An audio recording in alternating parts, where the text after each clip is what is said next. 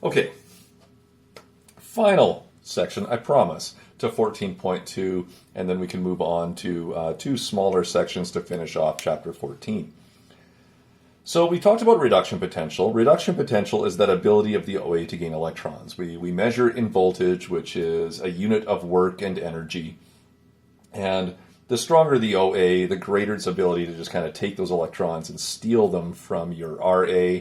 And as we do this, by tricking the electrons to go through that wire, we can actually get those electrons to do some other work for us because of this pull for the electrons.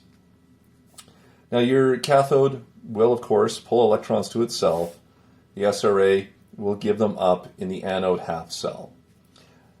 We mentioned before we went through those formulas, that these things cannot be measured directly. There's a really difficult issue with where zero would be when we're talking about measuring electrical potential energy.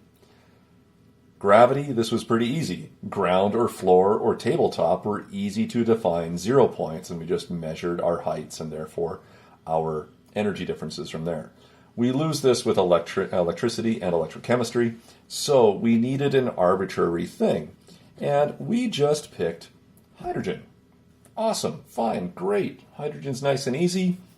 Don't know why we picked it. Never bothered to research it because it doesn't matter. Any reference could have been chosen. All right, think about this with respect to temperature. You guys know the reference for 0 in the Celsius temperature scale. Ask yourself, what does 0 mean in Celsius? It means this is the freezing/melting point of water. Okay, because of that, our room temperature, something warmer than the freezing point of water, is usually around 20 or 25 degrees. It's a positive value from there. Let's just assume SATP and positive 25 degrees C. What would happen if Celsius had just decided that I want the boiling point of water to be my 0? Does it change the temperature in the room? Heck no. But it does change the number by which we would describe it. And so, with the melting point of water being 0, all right, melting point of water is 0, room temperature SATP is 25 degrees above that. So we say a positive 25. What if the boiling point of water now becomes our 0?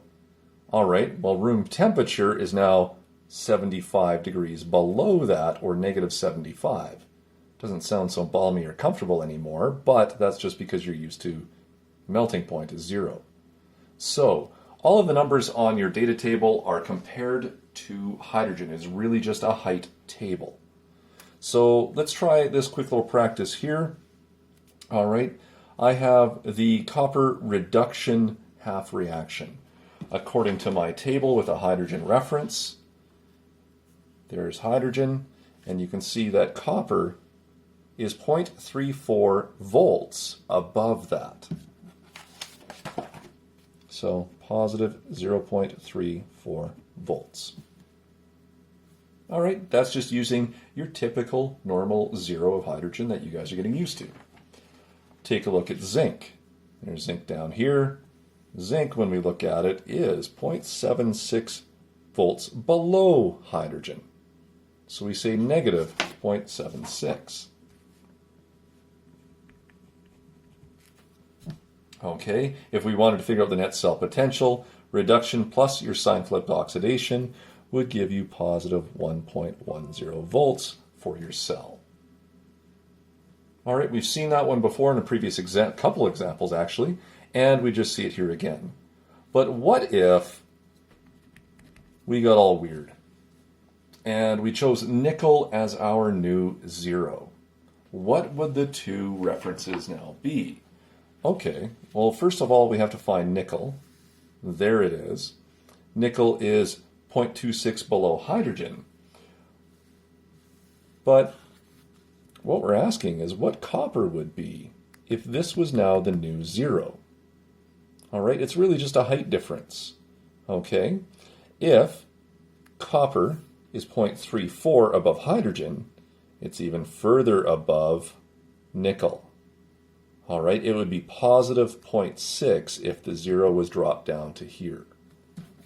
So I would just write positive 0.60. What happens to zinc if we change where 0 is? All right, so where's zinc? There's zinc way down here. And then we said nickel is now my new 0. Well, remember, zinc was 0.76 below hydrogen, but I've decreased that height. Now how far below am I? If this is now the new 0, then I am 0.5 below. The difference between 0.26 and 0.76 is 0.5. It is in the negative direction or below it. So it is negative 0.50. So an important thing to remember here is that if I change the reference, I simply just change the individual half reaction values.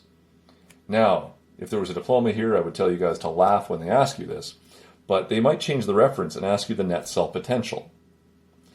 Well, when you're looking at net cell potential, you were just taking a look at the difference between any two things. We had copper and zinc. Where's my zinc? All right, so we had that height difference. Does it matter where 0 goes? Nope. It's just that height difference. You just have to know the difference between them for the push and the pull on the electrons. So when we used hydrogen to reference, it was 1.10. When we changed the reference, we got different individual values. But reduction plus sign flip oxidation is still 1.10 volts. So changing the reference has no bearing whatsoever on the net cell potential. That's the pull from the by the OA on the RA's electrons. How we measure its strength can be manipulated by changing where that reference value goes. So they're just asking you to think about really different scales or different arbitrary points. It's an algebra question that appears from time to time. All right, the rest of 14.2, we do get into corrosion. Now, this is, of course, a really big, important point when we talk about technology and society and things like that, but it is fairly complex and a lot of really specific stuff to Alberta chemistry.